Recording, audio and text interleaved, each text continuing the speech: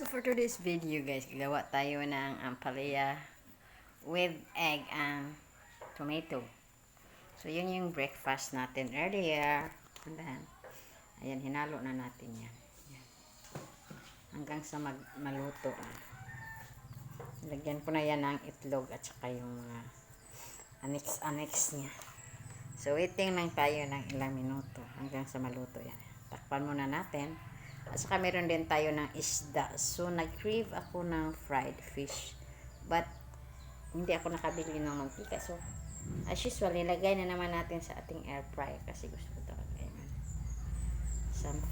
Something crunchy. Kaya lang wala eh. So, nag-drilled na naman kami dyan. So, sasit natin yun sa just few minutes kasi medyo inakon na yun eh. So, ito na yung food natin. Nasa table na. Ayan. At may suklay pa dyan. Ito yung ano natin, patis. Tsaka suka. Ito na din yung fish natin, luto na. So, maraming langaw. Ngayon, iwan ko kung bakit saan sila nanggagaling. Yung mga langaw na yan. Ayan. So, ayan na yung food natin. Napakasimple lang.